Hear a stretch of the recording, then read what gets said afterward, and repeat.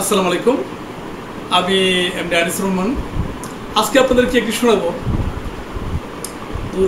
আচ্ছা, কাটতে না চলো। আসসালামু আলাইকুম। আজকে আমি আপনাদেরকে একটি ভয়ঙ্কর প্রতারকের গল্প শোনাবো, যে প্রতারণাটা আমার সাথে হয়েছে, অনেকের সাথে হয়েছে। কে করেছে জানেন? এই সেই বাটপার। এদিকে আনো, ক্যামেরাটা আছে না?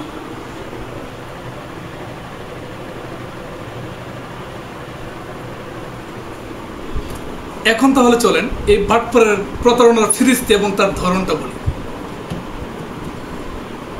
আজকে সারাদিন একটা ভিডিও অনলাইনে ভাইরাল হয়েছে। যে ভিডিওটা হলো নারায়ণগঞ্জে যে আদালত প্রাঙ্গণে হয়তো তাকে ভুক্তভোগী যারা এমন কিছু ভুক্তভোগী হয়তো বা আছে, তারা কাছে পেয়েছে এবং সে সহ তার ওয়াইফ, তার বড় ছেলে, তার ছোট ছেলে, তারা চারজনকে আচ্ছা মতো ধুলাই দিছে। এখন ধুলাইয়ের ভিডিওটা চলুন, তাহলে আমরা ধুলাইয়ের ভিডিওটা একটু দেখে আসি। এরপর হচ্ছে আমরা আলোচনা করব।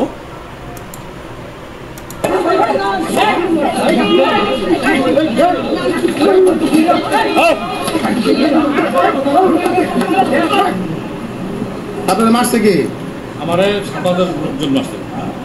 সাকাত বলছে সাকাতের উপরে দাঁড়ু সরকম লোক নাই, আমি করে আসতে পারবো না, আমাকে 1 মিনিটের সময় দিচ্ছে। 1 মিনিটের মধ্যে করে না দিলে উনি ওনার গুন্ডা বাহিনী দিয়ে আমাকে মেরে ফেলবে। আমার সন্তানরা মারছে, আমাকে মারছে, আমার ওয়াইফের জামা কাপড় ছিঁড়ে ফেলছে, ছেলেকে হানি করছে, চুলের মুখ ধরে রাখছে, আমার ছেলেটা বক্সার, ওকেও মারছে। এই যে আপনার যে নাকে যে দাগ, এগুলো কি সাকত ভাইয়ের লোকজন? ওনার লোকজনই মারছে, ওনার গুন্ডা বাহিনী আছে। উনি নারায়ণগঞ্জের একমাত্র লোক। আমি এটা তারেক জিয়া সাহেবের কাছে এর ন্যায্য বিচার চাই। সাকত ভাইয়েরা কি এত সাহস দিচ্ছে? একটা লোক কোঠে আসতে পারবে না। আমি টাকা পাই, আমি বাদী, আমি কোঠে আসতে পারবো না। আপনি কি মামলা করছেন? আমি মামলা করছি, 2টা মামলা করছি। আগে একবার আমাকে মারছিল সাকত ভাই আপনার অপোজিট পক্ষের লইয়া। হ্যাঁ, অপোজিট লক্ষ্যে উনি বলছে আমি টাকা খাইছি, তুমি আসতে পারবে না। বাদী হোক, যাই হোক, কোঠে আসতে পারবে। আর আপনাকে কি করছে বলেন? আপনাকে কি করছে?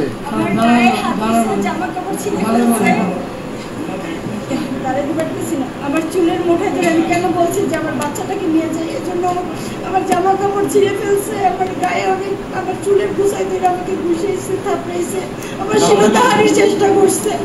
আপনার কি করছে? আমি গেছি বাবাকে বাচ্চাটা বলেন, আমি আসলে Bangladesh international boxer, professional Bangladesh south Asian champion. আমি কেন বলছি যে আগে মারামারি করতেছে কেন? বাস এই যে দেদুর মার, এই যে আমার বাবাকে কেন আমি বাঁচাতে গেছি। আমি স্বাগত লোক, তুই আমার চিনো, আমি এখন সারাটা ফোন দিতেছি, তোর বাসায় নেবো, তোর পুলিশ করে নেবো, পিস করে বুড়িগঙ্গা খাবার দিলে কিছু যায় আসে না। আমার প্রকাশ্যে এই কাজটা করছে প্রশাসনিক লোকেরা। রাস্তায় ফেলে ইচ্ছা মতো লেখেছে, আর মাথায় খালি একজন এসে এমনি জোরে একটা মাথায় ঘুষি দিচ্ছে। আমার পেটটা অনেক ব্যথা করে।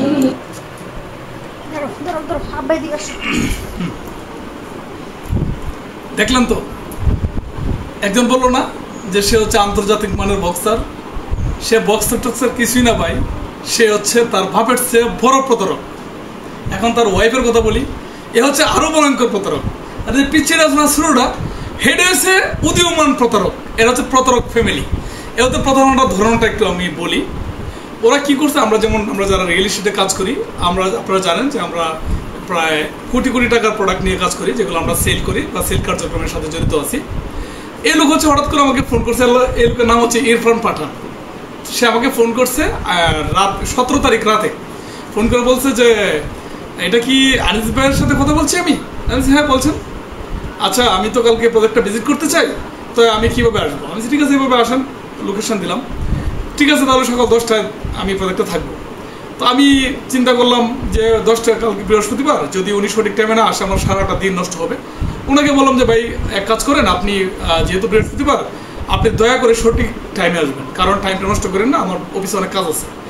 সে কী করলো, আমি 10টার আগেই চলে গেছি প্রজেক্টে। সে হচ্ছে আমাকে দীর্ঘক্ষণ বসিয়ে রেখে সে প্রজেক্টে আসছে তখন প্রায় 3:30 বাজে।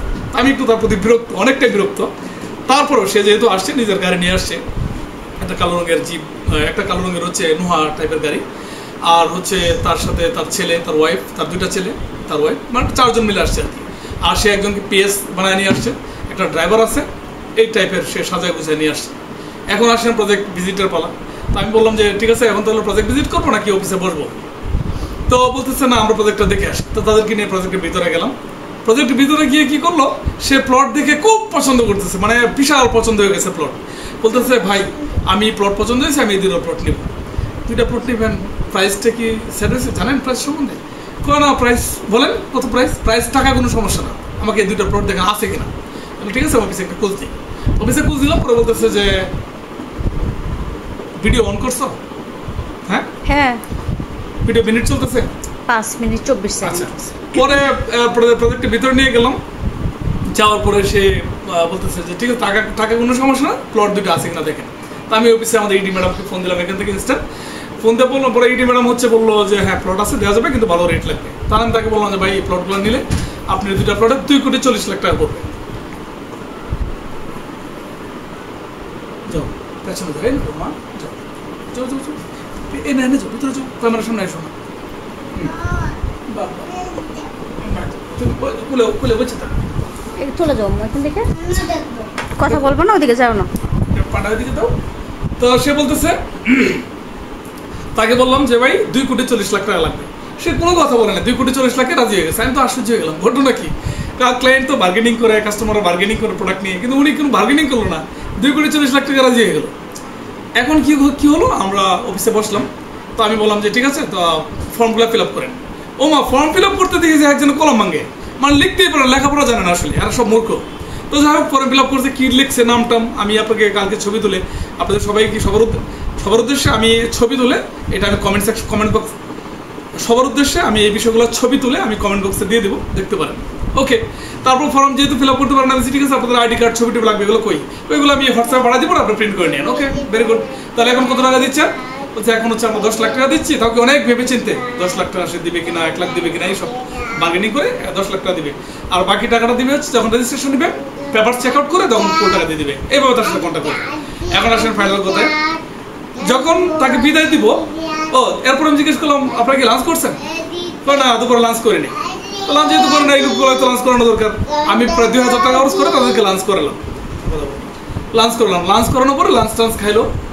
কিন্তু আমার একটা বিষয় সন্দেহ লাগলো, যেটাই স্বাদই খায় কিন্তু কখনো বিল সাধে না। হ্যাঁ, রেস্টুরেন্ট যেহেতু বিল তো সাধতে পারে, কিন্তু বিল সাধে না, বিল আমার দিকে তাকায় থাকে। ওরা এই কোল্ড ড্রিঙ্কস খাইছে, এই বিল আমি দিছি। আইসক্রিম খাইছে, বিল আমি দিছি। তারপরে হচ্ছে আপনার এই যে কি বললাম, চটপটি খাইছে, বিল আমি দিছি, আমাদের প্রজেক্টে আর কি। তারপরে হচ্ছে লাঞ্চ করলো, লাঞ্চের বিল আমি দিলাম ওদের সামনে, কিন্তু ওরা কিন্তু বিল সাধে না। বিষয়টা আমার কাছে সন্দেহ ঠেকতেছে। এর মধ্যে হচ্ছে আমি এই কি করলাম, সব বিল টিল দিলাম, তো ওদেরকে বিদায় দেবো, বেরিয়ে গেলো। এর মধ্যে এই যখন গাড়িতে উঠতে যাবে, এর মধ্যে আমার ডাকতেছে, আনিস ভাই একটু আসেন তো। গেলাম, বলতেছে আমি তো ভাই ভুলে গেছে, আমার যে কার্ডগুলো বাসায় ফেলে রেখে আসছি, ব্যাংকিং কার্ডগুলো, এখন তো আমার ইমার্জেন্সি মানে 15-20 হাজার টাকা দরকার পড়ছে, আর কি করবো বলেন তো? আপনাকে আমি একটা চেক দিয়ে দিচ্ছি 20,000 টাকা, আপনার তুলে নিয়ে আমাকে 20,000 টাকা ধার দেন।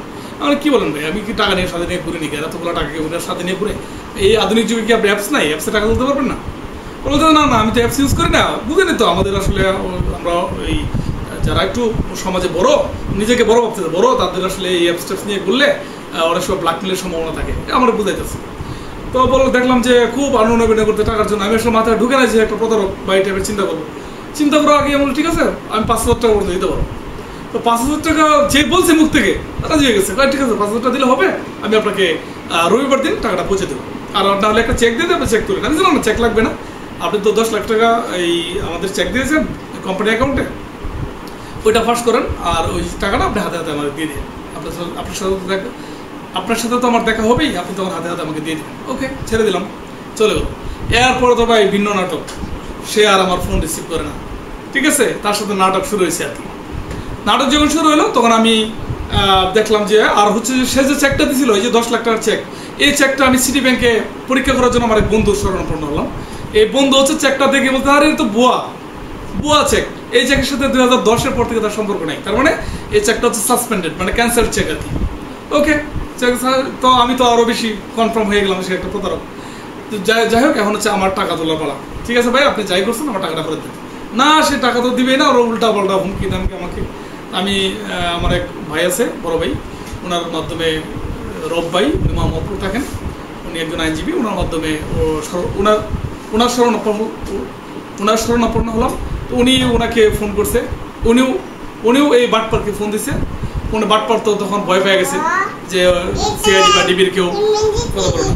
পরে ওই বাটপার আমার সাথে আবার বাবার ফোন করে তো কান্নাকাটি, হ্যাঁ আনিস ভাই কি বলেছে আপনার বলবো বলছে ঠিক আছে টাকাটা ফেরত দিয়ে দিতেছি সেই আমি আমার একটু সময় দেন, আমি কালকে আপনাকে টাকাটা ফেরত দিচ্ছি, এই টাইপের কথাবার্তা বলতেছে।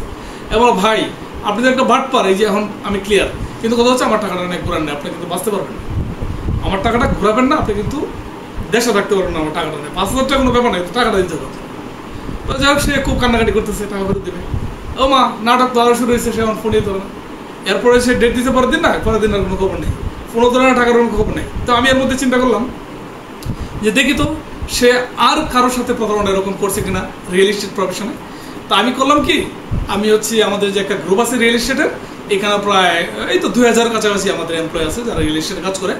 ওই তাদের এমপ্লয়দের যে এই আমাদের যে গ্রুপ আছে, এই গ্রুপে আমি তার ছবি পোস্ট করলাম, দেখেন তো এই লোকটা কেউ চিনেন কিনা বা এই লোক কারোর সাথে প্রতারণা করেছে কিনা। তখন তো অনেকেই মানে আমাকে ফোন দিচ্ছে এটা দেখার পরে, যে ভাই আমার কাছ থেকে নিচ্ছে 20,000, আমার কাছ থেকে নিচ্ছে 40,000, আমার কাছ থেকে নিচ্ছে 30,000, আমার দিচ্ছে 1 কোটি টাকার চেক, আমার দিচ্ছে 30 লাখ টাকার চেক, এই টাইপের কথাবার্তা সামনে আসতেছে। এরপরে হলো আমি এই বিষয়গুলো নিয়ে আমি আবার সিরাজদি খান যে থানা আছে আমার প্রজেক্ট এরিয়াতে, ওখানে যাই একটা ওই থানায় গিয়ে আমি নিজে গিয়ে একটা অভিযোগ দায়ের করে আসছি তার বিরুদ্ধে। আর ডিবি সাইবারে আমি একটা অভিযোগ দায়ের করছি এবং সিআইডিতে বিষয়টা জানাইছি এবং পুলিশের একটা মানে জানাইছি। জানানোর পরে তো এখন আমি মোটামুটি অ্যাকশানের অবস্থায় আছি, তার বিরুদ্ধে অ্যাকশান নিয়েও আমরা সবাই সম্মিলিতভাবে যারা এখানে ক্ষতিগ্রস্ত হয়েছে আমরা 10-15 জন একসাথে হয়েছি। এর মধ্যে আমরা এটার কি বলে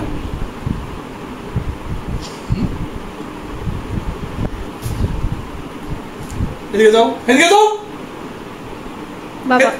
ভিডিও করতেছি না, ওই ঘরেও তো একটা আয়না আছে, ওইখানে যাও, বিচার ওঠো। তো আমরা সম্মিলিতভাবে একটা অ্যাকশনে যাব, এই চিন্তা থেকে বেসিক্যালি আমি এই দৌড়ঝাঁপ করলাম। এখানে 5,000 টাকা আমার কাছ থেকে নিচ্ছে এটা ব্যাপার না, ব্যাপারটা হচ্ছে এই প্রতারক যেন ছাড় না পায়, প্রতারক যেন প্রতারণার শাস্তি পায়, বাটপার যেন বাটপারের শাস্তি পায়, চোর যেন চোরের শাস্তি চায় না। কি বলে সমাজের চোর ডাকাত টাউট বাটপারগুলো যেন তার পরিণতি বুঝে পায়, এটাই ছিল বেসিক্যালি আমার প্রতিপাদ্য বিষয়। এর মধ্যেই দেখি এই ভাইরাল ভিডিওটা, যেটা হচ্ছে তাকে আদালত প্রাঙ্গণে তারা পিটাইতেছে এবং সেই পিটনি খায়া সে আবার কি করছে, ওই বিএনপির একটা গ্রুপকে দায়ী করতেছে যে বিএনপিরা তাকে মারছে।